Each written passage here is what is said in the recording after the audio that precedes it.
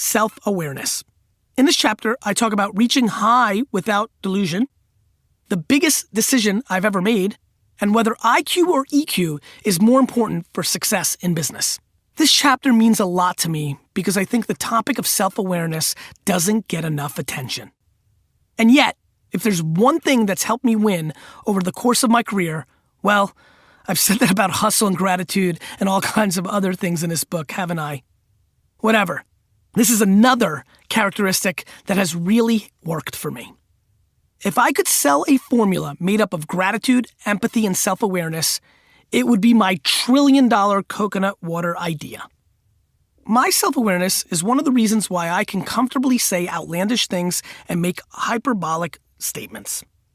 And I know that the same things that draw people to me turn others off and keeps them away. I'm okay with that because I think I can help more people and get my point across better when I'm an unfiltered version of myself. Knowing how you come across to others can often give you an advantage as an entrepreneur. Take sales, for example. You can set the tone in a scenario, anticipate how people might react, and thus be prepared to address their concerns and questions even before they've been able to articulate them. It's really a valuable tool to have in your communication tool belt, and it's something I look for and admire in others.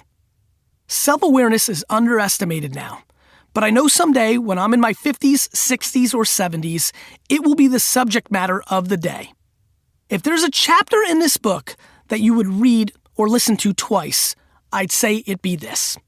Hi everyone, I'm Beth Comstock from GE. One of the things I work on is trying to get a company that's been around for 130 years to remember that it was once a startup and to try to be as fast and nimble as a startup. I'm also one of the many GaryVee fans. He knows as much about entrepreneurship as anyone, so I'm really excited to read the next 10 questions in the Ask GaryVee book. So thanks for having me. What are some easy ways to become more self-aware? I know that probably sounded funny in your speakers, and that makes me laugh. Okay, this is a heck of a challenge. You know, if you asked me what's something I could spend time on that's not my business, I would go into two things. One, if unfortunately, I know I talk about some dark stuff here, but stick with me, guys. This is how I keep so happy. If something bad happens in my life with a disease or something like that, I could see me becoming very, very, entrenched in the advocacy of like repealing it and fixing it, and I could see that whole cliche thing playing out. The other one is if I really achieve my goals to become the Jets owner and all this other stuff, and I've got some downtime in my 70s, 80s, and 90s, I might explore self-awareness. Like, can it be taught? I'm not sure. The answer to this question is very difficult. One, I think the only practical execution of becoming more self-aware that I've seen is creating a very safe zone for the 10 people that know you best. Let me explain. Put the 10 people that you know best into a room with you, one by one, by the way, and tell them you're trying to understand yourself better and create a very safe zone. Tell them, Mom, you're not going to hurt my feelings. Sally, you're not going to hurt my feelings. Tell them, look, I'm doing this. I know you're going to say some things that I don't want to hear. You got to pound them. You got to pound them to tell you the truth. But collect that feedback over the 10 closest people to you, gather it, read it, and address it in a black and white way, because the reason you're probably not as self-aware is your brain works in a black and white way, so you need the data. Otherwise, I really just don't have an answer. It's the most interesting thing for me because I am completely convinced it is the thing that brings people the most upside and happiness when they're at the height of their self-awareness. What's the most common mistake founders make when building a consumer-focused business? It's funny that we put this in the self-awareness chapter because that's exactly the vulnerability. They misjudge the market. Way too many people are not self-aware enough to know that the market is the game, not them. I never think that it's me. For all the stuff that you've heard so far that makes me think that I think I'm so special, I promise you, when it comes to this, when it comes to the market trumps me every single time. I don't think I have this gift or the audacity to think I'm going to make it great. What I do is I try and I try and I try and I get results and I adjust and I adjust and I listen and I adjust and I listen. Way too many people bet the farm on their intuition. or what they think the world needs or what they want the world to have. And so it's a lack of understanding of what consumers want. And it's such a big bet. The amount of consumer-based products that actually succeed, your app, your juice, your mixed nut company, your nail salon, these are all consumer things, right? You have customers, is so low. It's so low. For every Instagram, there's a billion Insta shits. And so you've really got to realize that the lack of self-awareness really plays itself here because you need to have confidence. I want to get this very clear. That's why I'm sticking here.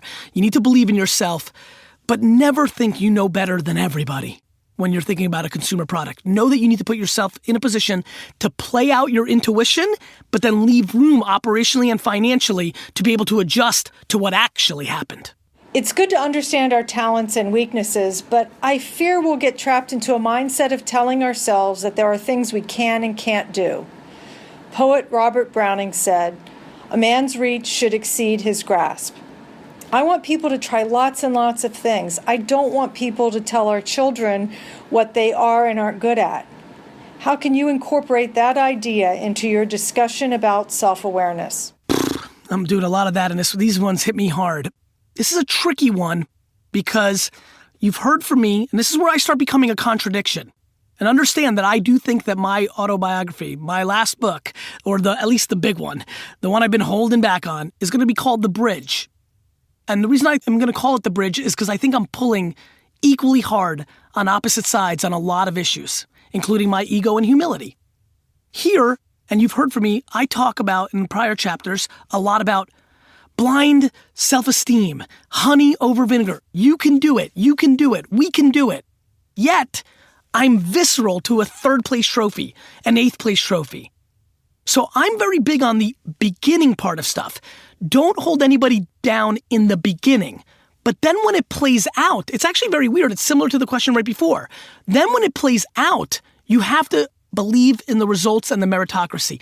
Meaning, you should tell your kid that they've got a real shot of winning because it pumps them up. But when they come in 8th place, you don't tell them they won. Do you understand? And that's the point right here. I remember Ted Rubin asking me this question, a great marketing guy and very active on Twitter.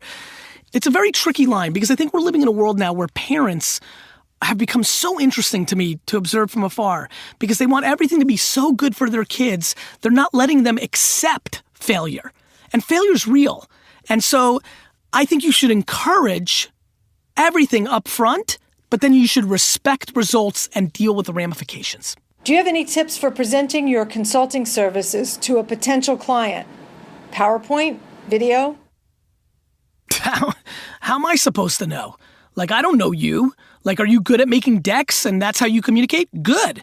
Do you have a great radio voice and you just want to play your voice talking about it? Great. Have you not noticed here that when I'm off the script, I'm free flowing, but when I'm reading, I'm not as strong? Like, you have to know you. This is about reverse engineering you. As a matter of fact, I shifted the whole angle of this book. All these answers are, you know what I'm looking forward to? All the people that are actually listening to this book while they're watching the book's answers in real form, because you get to take both answers and put them against each other, because what I'm doing in the audiobook is I'm putting myself in the best position to produce the best audiobook for you. Same thing with selling. I don't use PowerPoint. As TV. Every time TV companies and TV stations and networks have asked me to read from a Chiron, when I co-host, I fail. But when I can just go ad lib, I'm a dominant player. So this question's very easy. Are you good at PowerPoint? Great. Are you good at making videos to tell your story? Great. Are you like me and you can walk in a room cold off of a 1 hour sleep and just go and win because you're good that way? Good. Know you. Self-awareness. Know your communication style. Put yourself in that best position.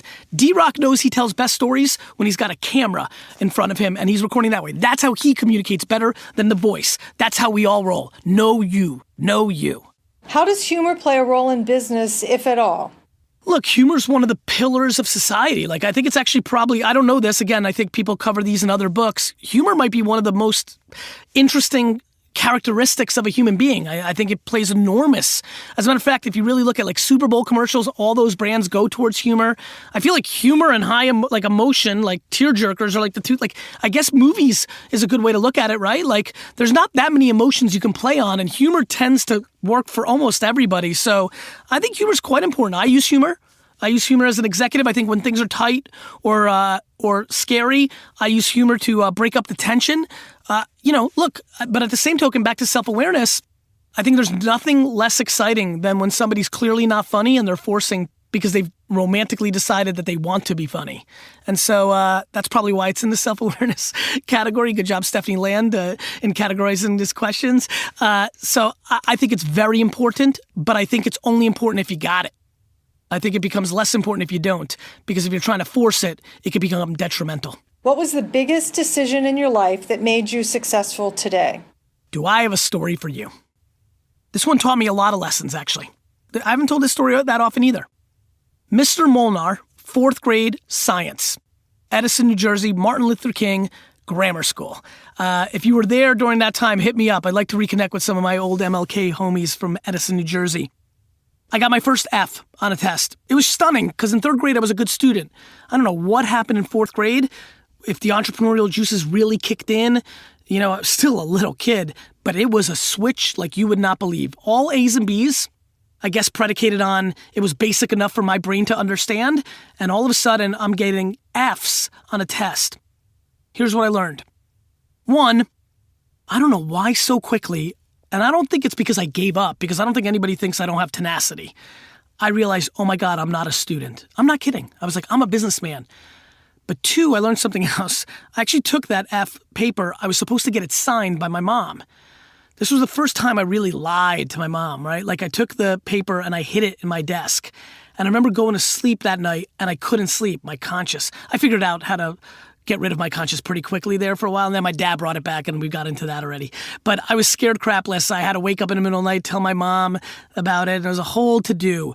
But it's probably the moment in my life where I decided I needed to own being a businessman. This is weird, guys. I mean, I don't know how many of you have 4th graders. I'm trying to think. Misha's what, 6, 1st grade, 7, 8, 9. I was 9 years old. 9. And I really understood the impact of this F. Like I was some wisdom. I really think I'm an old soul. Like I think I had wisdom beyond my years. I really was like, oh my God, I need to be this guy. I need to keep doing the lemonade stands and I need to sell my garbage pail kids. And I'm that guy. And I really kind of punted school. I fully punted school 2 years later, but that was the seed, that F, that test, that science play, that hiding of it to know that I didn't want to be a bad guy either because my conscience got the best of me. That moment changed my life. What was the toughest thing you've ever had to do for your career? That was definitely when I kind of made the decision to leave day-to-day operations of Wine Library and do something with AJ. I always know I wanted to do something with AJ. As he got older, it became more obvious that he wasn't going to work with my dad, so it wasn't going to be the expansion of Wine Library. The liquor laws were, back to the screw you Texas, were tough, like interstate shipping. My Twitter and Facebook and Tumblr investment, the timing just all worked out that it was obvious to me that it was time for me to do something else. But the thought of leaving Jeff DeRose, Brian Delatorre, Eric Kastner, Ian Doran, Brandon especially, my dad, Justin, my brother-in-law, Bobby. I'm giving shout-outs right now because I want to. The thought of leaving them from a day-to-day standpoint, and most of all, and this is just the truth, leaving the baby that I built. Like I was such a big part of the growth of Wine Library. That was quite difficult to start something new, to start something fresh at the height of our strength. I feel like there was a part of me that realized I was at the top of my game at wine and that became boring. The climb was maybe over. That was really tough. It's kind of like the emotions are starting to flood back right now.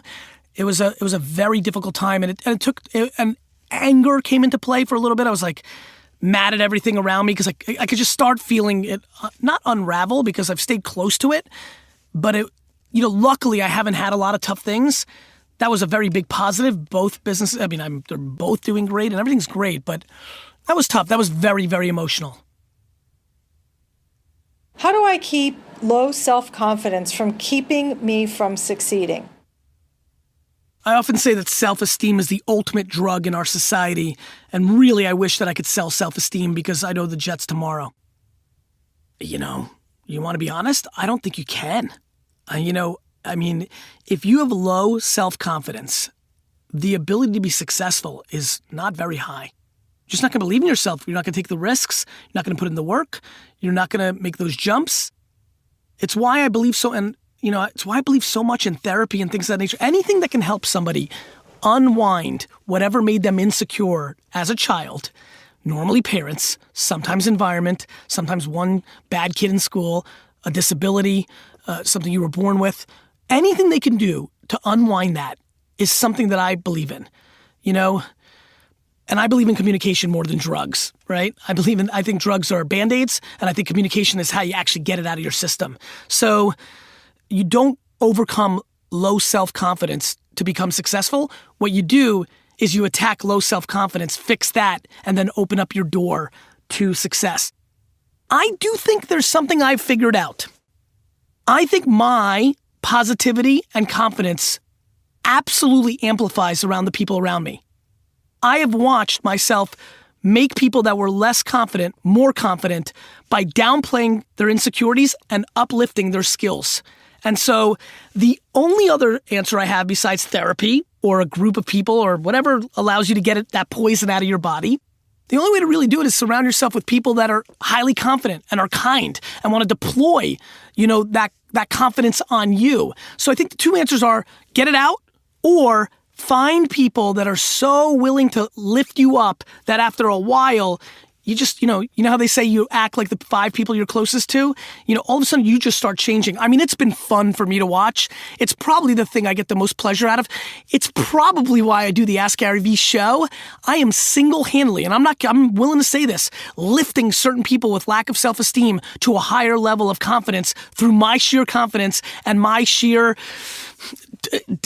pounding them with making them believe. A lot of small businesses fail because they refuse to accept when they're not good at something and insist instead on doing it themselves.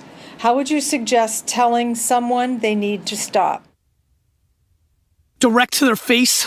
Mike Tyson punched to the jaw, the truth, angry, aggressive, because if they're not, again, this is step 2. I'm assuming you've done the honey. Hey, sweetie, you shouldn't do that. Hey, sweetie, you shouldn't do that. Listen, I think I'm secretly still a proponent for hitting kids. And that's going to probably get a huge reaction on social, so I'm ready for it. I'm not saying beat the crap out of your kids, but I got to be honest with you. If the little guy doesn't understand 63 times of honey, maybe a little tush slap wouldn't be the worst thing that ever happened. It's not so crazy that it used to work, that we're in such a politically correct world. Now, Lizzie's not going to let me touch the kids. Deep down, I'm probably not willing to touch the kids. But it's kind of the energy that I'm trying to deploy in this statement. That's why I went aggressive with it, which is you've got to tell them, and more importantly, sometimes you have to do this, which is you've said your piece, you've tried to help them, and then you just let the market eat them up. That's what I love about business. The market, unlike your mother or your best friend or your business partner, they don't care. They do their thing, and either you win or lose. And if they suck at it, the market will prove it to them because they'll go out of business. Do you think it's necessary to have an outgoing personality to be a successful entrepreneur? Mark Zuckerberg, David Karp, Kevin Systrom, Ev Williams. These are the founders of Instagram, Tumblr, Facebook, and Twitter. Not all of them are huge, outlandish, Ask Gary Vee characters. This is silly. Bill Gates isn't the life of the party from what I hear. I mean, absolutely not. That's crazy. As a matter of fact, I actually believe there's far more entrepreneurs that aren't so Richard Branson than there is. I mean, because that's why the few of them that are out there. There's not that many of them. As a matter of fact, I think I get disrespected for my chops because I'm a little bit of a character. So absolutely not. That's been proven. That's not an opinion. Let's go document the 7,000 most successful businesses in the last 100 years. And I promise 5,000 are not outgoing and 2,000 are outgoing. There's clearly, that's silly. Let's move. Hey guys, it's Alex again. How do I overcome my people-pleasing nature? Why would you want to? This is super interesting to me. And society is very against people pleasers. It's viewed as a weakness. I would tell you that I am a stunning, aggressive, huge people pleaser. And it's the reason I don't fire as quickly as I should. So many of my small, micro vulnerabilities, things that I critiqued already in this book, things that people can say about me behind my back, almost all of them are because I'm such a people pleaser. There's something more interesting. so much of my success, so much of what I've achieved, why I'm gonna win at the highest levels, bigger than all of you listening, is because I'm such a people pleaser. And that, my friends, is how I think about this. It makes me so mad that people have been taught that this is a negativity when I think it's a huge positive. So if you're lucky enough to have been born to people please, as long as you have your balance down, and I've talked about me being concerned long term that I left too much on the table, which is people pleasing, as long as you get enough for you. You know, I talk about 51-49, so maybe I have a really good balance if I'm actually delivering on that 51-49. Give 51 to the other person. That's people pleasing. You might be 80-20, and as long as that 20 is enough for you, you're good. But if 32 is what you need to move it up to that. So you need to decide what kind of people pleaser you are, and is that people pleasing coming so much at your expense that you're not willing to do it anymore? And let me explain expense. It's not just money, it's happiness. I get much more happiness out of people thinking I've changed their life than by making an extra 100K or million or 10 million. People pleasing, my friends, is a gift. Nurture it. You get very personal when building your brand with the public. How personal is too personal? Where do you draw the line? Well, I mean, I draw the line in a lot of places, right? Like, it's really hard to find pictures of Lizzie, Misha, or Xander. So I keep my personal life very, very private. Meanwhile, there's vines of me sitting on the toilet. And like, I'm willing to have any kind of lighting. And I'm right now, as I'm reading this book, D-Rock is periscoping this to people. I'm always on the record. I think this is a personal question for people at every level. I'm not going to judge you on what you share, what you don't share. Is dressing sexy too much or not enough? Do you give away your best secrets or not? Everybody's got their own cadence. Everybody's got their own context. Everybody's got their own line in the sand. I don't think I should judge this. But what I think I can do right now to bring value to everybody's listening is nobody should judge this but you. The biggest reason people are being held back is they're worried about what everybody else thinks about what they're doing. Are you self-promoting too much? Are you showing a little too much skin? Are you giving away your best secrets? You should be monetizing that. Don't let anybody else judge your decision on this. The reason this works so well for me is I'm the judge and jury, with Lizzie being the only other voice in the world that can be part of this equation, because I'd like to game my cute kids for some more likes too. But the fact of the matter is, that's it. Don't worry about everybody else, and this will work out for you every time. What do you think is more important in business, IQ or EQ? I think EQ.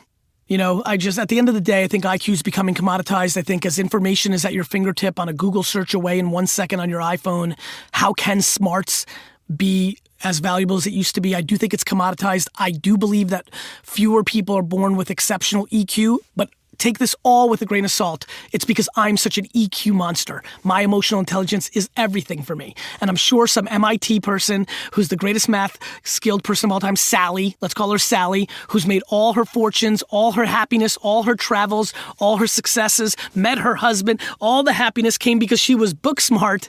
She may say that. So what I do think is it's not a debate that information has been commoditized in an internet age. Right? I mean, there's no debating that. I can figure out things that I didn't have to memorize anymore. How tall is this mountain? Who's the president? Who's the CEO? How many ounces in there? It's all there now. And so I definitely think EQ will continue to gain momentum over the next 50 years as information continues to come to us faster, easier, cleaner, and thus becoming commoditized.